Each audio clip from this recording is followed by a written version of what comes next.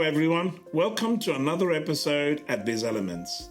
Today is our last of the current startup series and is based on growth. I would like to welcome our co-host, Hussein. Hey, Mohammed, how are you? I'm great. How are you? Excited. Yes? This is the last episode in our startup series, and I'm excited to talk about growth. Right. So, can we talk to our audiences about the advantages and the reasons for starting small? I think there are many reasons, and we've covered that extensively over the last few weeks. But if I were to hone down on a couple, the first one is that starting small allows you to really hone in on what your customer's true need is. And that will ensure that you develop your products and service through trial and error sometimes, or through pivoting, so that you meet those needs. And if you're not a small business, you won't be able to do that easily. So some of the advantages of approaching this particular methodology, I know that one of the big advantages is to manage risk. But what are the other advantages? I think some of the other advantages are being able to test the market, right? Many times, small businesses, when they start, they often find that they are targeting the wrong audience. Right. And it's a process of discovery at times. And starting off small and being small allows you to be nimble and pivot so that you can address the needs of the right target audience. So, in terms of a focused approach, what do you feel are the most important takeaways for our entrepreneur? I think the biggest takeaways would be managing risk. Right. And maybe one of the other things would be keeping the investment, I want to say, relevant, because it's very easy to spend money in areas which don't require it at that particular point in time. Okay. I'd also like to highlight that this gives you valuable hands-on experience, which in a big company you may not be able to be exposed to. Right. One of the other things is that while everyone learns from mistakes, in some businesses, especially established ones, the cost of making a mistake might be too high. While in a startup, you can make mistakes, learn from them, and then pivot. So it all comes back down to pivoting.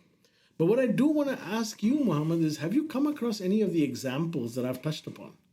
Well, yeah. I mean, if I remember rightly, Airbnb, which initially rented out mattresses in their own apartments, right?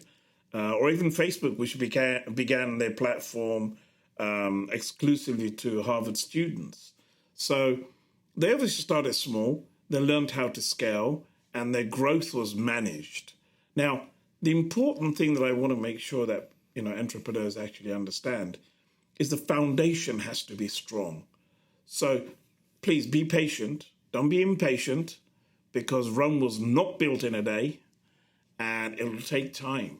Now, the beauty about taking time, Hussein, is that you're not under pressure. You're working at your pace. You're managing all the risks.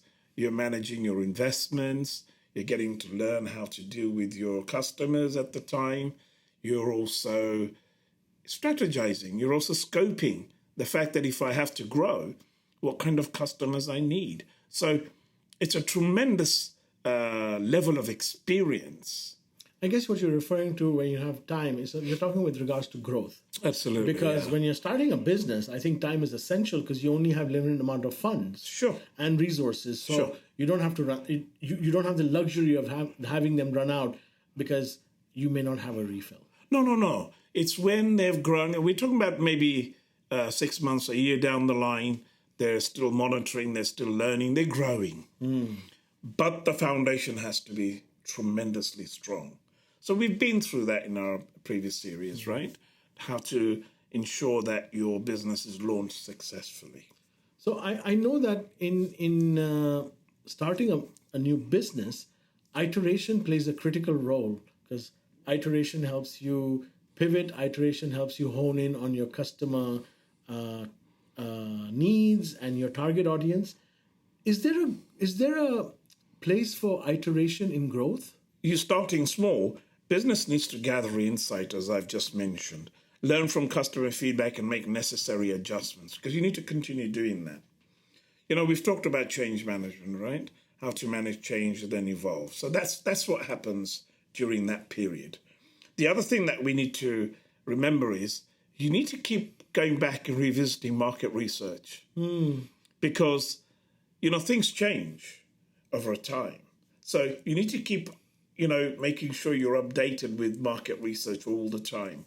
Once you've got that avenue, when you start business, you carry on using it because it's really important to keep doing the research. So what's the fine line between iterating to meet your customers' needs and now scaling or growing? Is there one? I think there is. The most important thing to understand there is to actually ensure that you have been able to scope and fill any gaps that your customers have. And when you do that, you will realize the next level of customer that you need to deal with to be able to scale up. So it's about expanding your target audience? Exactly. Right. But expanding it in correlation with your growth. You don't want to go too high up because you're obviously going to fail there. Sure. So you need to be very structured when you're actually working on that. So that's very important. So I guess when you're in this stage of your business, obviously you can't go it alone, or can you? Sorry, what do you mean? Okay, so let me ask the question another way. Right. At this stage of your business, when you're ready to grow and scale, can you do it on your own, or do you start leveraging some of the partnerships and collaborations that you have? Right. Well, we talked about those, right, in our last episode. Yes. That has to be a continuing build because you can't just have collaboration to start with and forget it as you move along because collaborations are really important. Vendor, customer. Remember we talked about that? Yes, in the last episode about networking, but they are collaborations which are temporary. You won't have a collaboration that will last the entire tenure of your business. So I guess what I'm asking is, could you expand a bit on what on what you mean by using those partnerships for your growth? Okay, so you have a particular product, you have a particular manufacturer. Your product is now going to grow into parallel products that are, if you like, add-ons or upsells. Okay? Right. Now, those products may not necessarily be the same manufacturer. So you are a mattress company, you want to start selling pillows. Correct. And your pillows are coming from a different manufacturer. Correct. So now the collaboration starts again because now you're increasing your portfolio. But wouldn't you leverage your existing partnership with the mattress manufacturer to introduce you to a known and probably reputable pillow manufacturer? You could, yes, absolutely. But it may not be possible in some instances. Sure. Right?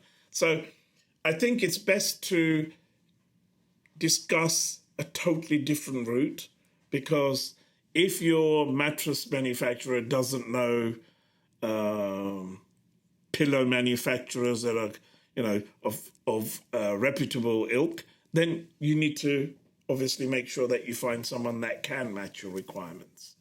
Further, remember, if you're selling pillow and mattress, you don't want the pillow to let down your mattress sales because you have bad pillows. So, sometimes it's not necessarily going to, for instance, going to a mattress manufacturer and saying, I just need to add pillows. Well, do you know anyone?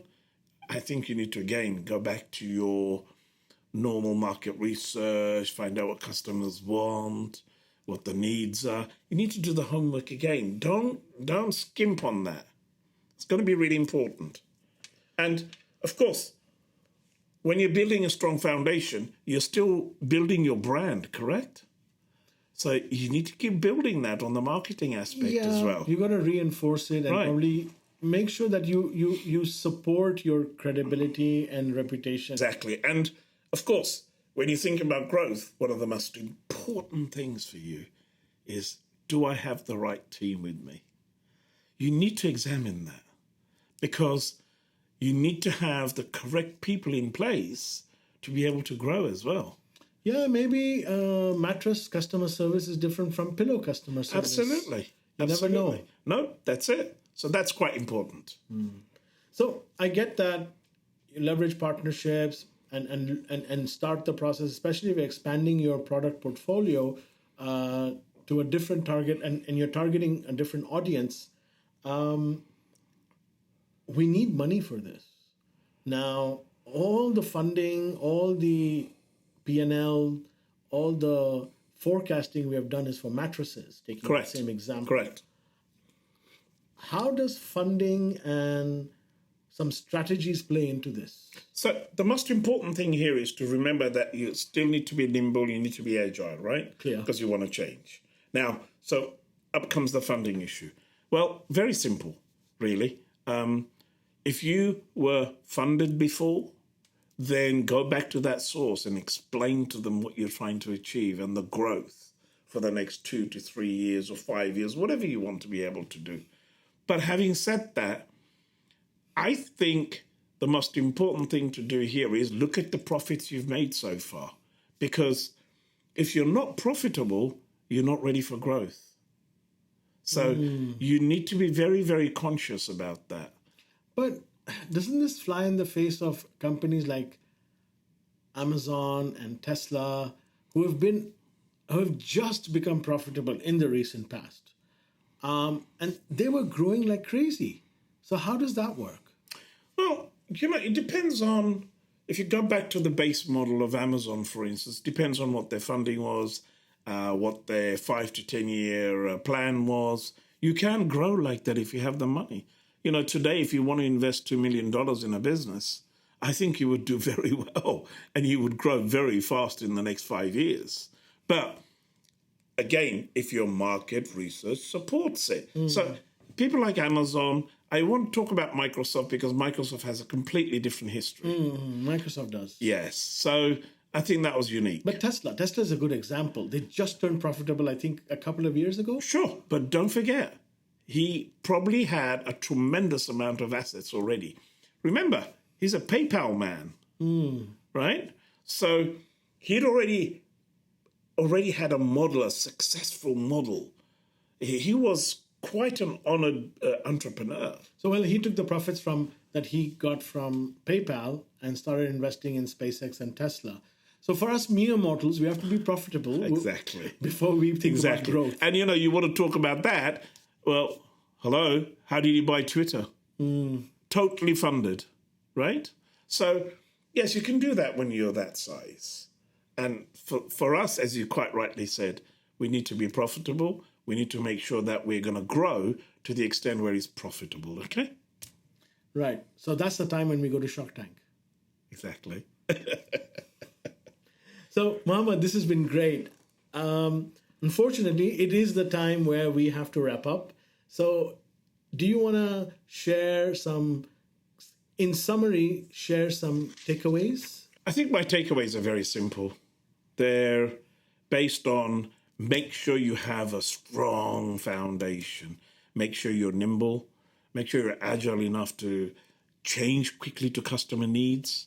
Those are very important things. If you have growth in mind, that's what you need to do, very much so. Your staff are very important to you. Personal development is very important to you. Making sure your staff are also trained well. The products you sell are needed in the market. It's a whole gambit. Yeah? So it's like starting a whole new business all over again when you want to grow. Yes, but this time you're a little bit more knowledgeable, aren't you? I think hopefully a bit more than a little bit. Brilliant. So that's what I would like to share with everyone. Right. Okay. Well, Mohammed, it's been great to do this startup series with you. And I'm looking forward to doing other topics here on Biz Elements. Oh, yes. We're not going to stop here. And Hussein, I think the most important thing here is that I've enjoyed working with you as well. So audiences, we need your support. We're not stopping. We need your support. I would like Hasnain to have the last word. Thanks again, Muhammad. And don't forget to join us for another episode here at Biz Elements. It won't be about the startup series, but it will be interesting. Bye for now, and don't forget to subscribe. Goodbye.